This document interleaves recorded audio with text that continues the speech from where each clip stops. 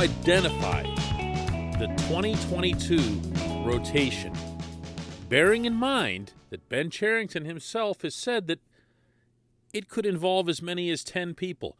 Go ahead and name like even half of it. Good morning to you. Good Wednesday morning. I'm Dejan Kovacevic of DK Pittsburgh Sports.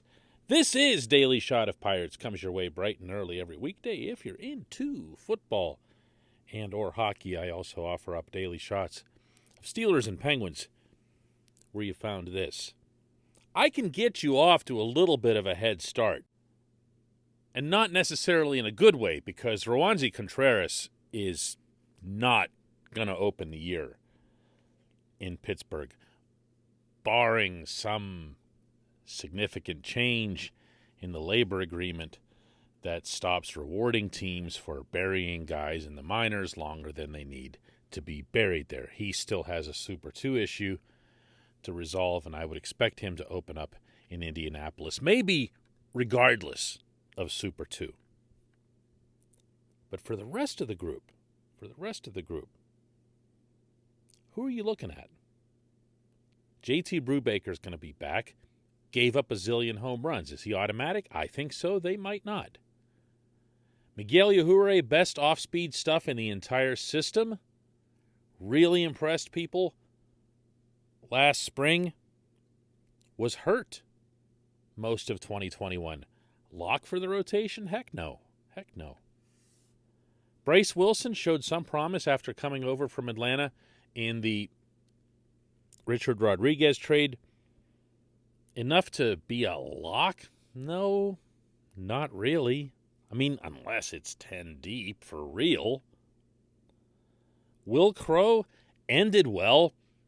Didn't do much of anything before that. Really didn't show much stuff until he started really locating and pinpointing a dynamic changeup that really altered the way his season had been going. But again, awfully late. Mitch Keller, I'm not ready to put anything on Mitch Keller. Max Kranick, well, he had that debut and he had another start and change that were impressive. Not anything that you'd bank on. Same goes for Dylan Peters, the lefty. Who am I forgetting here? Anybody? There's the new guys, too. Zach Thompson is coming in the Jacob Stallings trade. He better be in the rotation just for that reason alone. Jose Quintana, the free agent that they picked up, has been told he's going to at least be allowed to compete for a spot in the rotation. And you and I can do this back and forth into infinity. I'm sure I could come up with a couple other names to throw into this mix. But it's impossible to project any component of any roster, maybe most of all a roster like the one in Pittsburgh, because we just don't know where this collective bargaining agreement will take things. This portion of Daily Shot of Pirates is brought to you by our friends at North Shore Tavern. That's directly across Federal Street from PNC Park. It's home of Steak on a Stone, an eating experience, underscoring the word experience. The steak is brought to you partially cooked on an 800-degree stone, and you do the rest. It's a ton of fun, it's a great meal, and it's a baseball atmosphere like no other in Pittsburgh. North Shore Tavern, right across Federal Street from PNC Park. If that sounds like a cop-out, whatever, hey, that's the state of baseball right now. I didn't invent that. Just trying to describe it. If the Pirates were to find out that they'd be forced to spend up to a salary floor, and to repeat something I've been saying the last couple of days on the show, that never happens in a transition without some kind of grandfathering period. So no one would go from wherever the Pirates are right now, $40 million, to instantly $100 million. It's actually really, really difficult to do unless you get weird, okay? And I don't think they want anybody doing that. But you'd have to go up. You'd have to begin the process of going up. And logic from there would dictate, where would you spend the money? Where would it be put to best use? If you saw baseball adopt a salary cap type system, like the one the owners have put forth in their only proposal to date to the Players Association, which, by the way, the union walked away from, then you would see the middle class of pitching become available to them. You still wouldn't see them, I don't think, partaking in, bidding for Max Scherzer or whatever. But you would see them completely capable, maybe, don't laugh at this, more capable than other teams of being able to bring in someone who's, in the $10 to $15 million range. And see, right there, I felt it. I just lost you. I know what just happened here.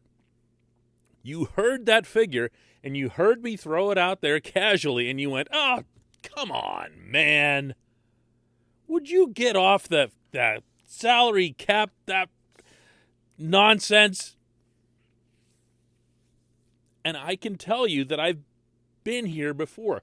I lived it in 2004 with the NHL lockout, the last major transformation in professional sports from the older system to the cap type system.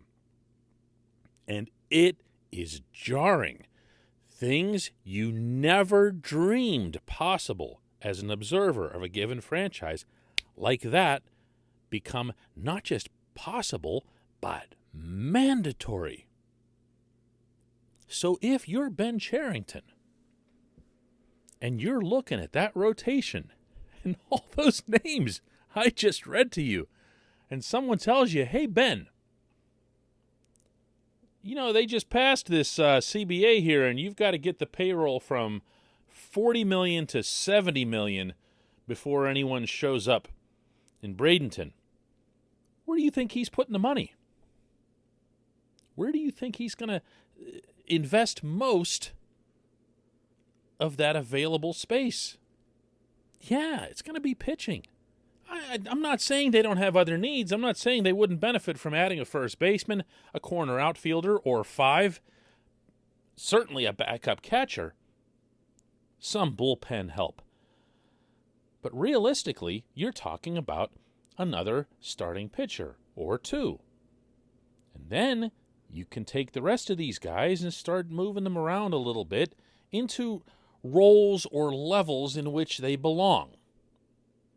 You might be able to say, for example, okay, Dylan Peters, lefty, gets some people out, doesn't really profile as any kind of long-term starter or anything. Maybe he's somebody that you add into the bullpen mix. You start looking at them a little bit differently once you start bumping people down the depth chart. And the reason I'm focusing on one signing instead of multiple signings is something that Cherington himself said, and that is that if and when they bring people in as free agents, and they've already signed 2 between Quintana and the catcher Roberto Perez, the last thing they'd want to do is block roster spots off and keep younger players from having a place to play when it's their time, when they're ready to be promoted to Pittsburgh. So you get yourself one really good player, from that middle stack, if you want to call it that. One of those guys, the 10 to 15 million guys.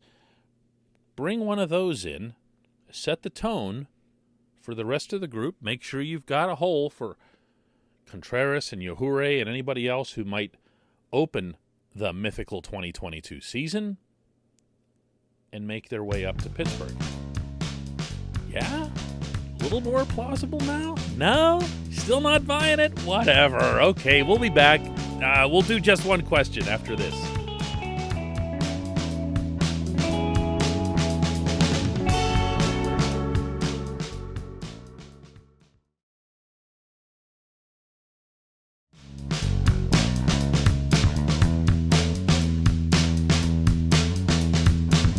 Welcome back. It's time for just one question. It comes today from Mark, who asks, DK, is it Brian Reynolds or Brian Hayes? Whose team is it? With a vocal leader in Jacob Stallings gone, who will step into the veteran leader role and be the quote-unquote face of this very young squad? Could adding a big-name veteran free agent like Kutch maybe ease that burden? Well, to start off with Kutch, Mark, Kutch has tweeted himself that the Pirates have not been in contact with him yet. If they hadn't been in contact with him pre-lockout, that's not going to happen. That's a move that if you want to make it and you're the Pirates, you go ahead and accelerate that. And for them to not even have reached out is pretty telling. So I would get him out of the noggin when it comes to any kind of return here. As for whose team is it between Reynolds and Hayes, I'm going to come back with a great, big, gigantic, uber, supersized venti neither. It is not either of their teams when it comes to leadership. And by the way, for as much as I think of Stallings and everything that he did in Pittsburgh, when you're talking about the veteran leader role, don't confuse Stallings and his work with the pitching staff as being the rah-rah guy in the locker room. That absolutely was not at any point Stallings, and it won't be Stallings in Miami either. That's taking nothing away from him. It's not taking anything away from Reynolds or Hayes. You can't force a personality on someone. They can show you that they are competitive. They can show you that they're dedicated. To use the baseball parlance, it's about how they go about their business. That's what you hear constantly from managers, coaches, and the players themselves. They respect how someone goes about their business. In that spirit, sure, Reynolds and Hayes can be that. Reynolds is a quiet, soft-spoken, deep-voiced, just throwing that in there for the heck of it, guy who just really doesn't say all that much. When Joe Musgrove was here, and he was really probably the last guy who was that vocal, everybody get behind me kind of guy, Musgrove and a couple other players in that room tried really hard to bring more of the vocal leadership traits out of both Reynolds and Kevin Newman. This is when Reynolds and Newman both had the outstanding rookie seasons in 2019. It went nowhere. Okay? I mean, Reynolds just isn't that guy. And if you're smart, you just let him be. You don't want anything to change from the way that guy plays the game and the way he produces. Leave him alone. Key is a little different. Key is, he's probably even more soft-spoken than Reynolds is. He understands the way the game is supposed to be approached and played, the son of a major leaguer,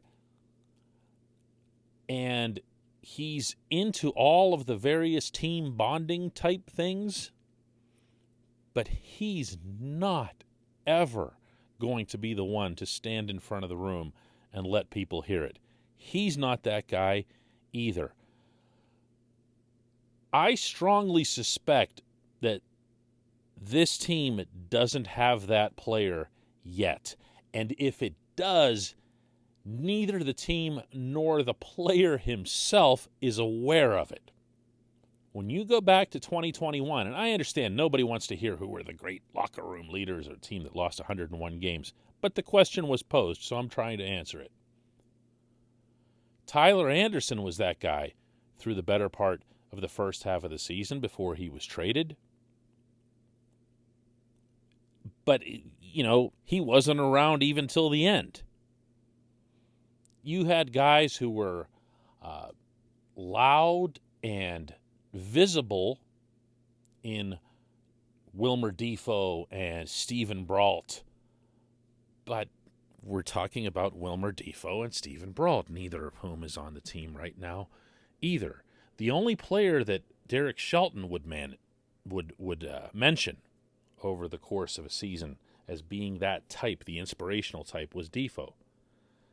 So I don't know that this player is here yet, and I don't think we have to try to anoint anyone in the interim. When it happens, it happens. If you want me to throw a name out there, though, who I think might fit that bill, and this is a great big might because he hasn't been here very long, but he definitely has the personality for it, is Michael Chavis. This is a really, really loud dude who makes himself seen and heard and everything else and says all the right stuff. So we'll see. We'll see how that goes. I appreciate the question. I appreciate everybody listening to Daily Shot of Pirates. We'll do another one tomorrow.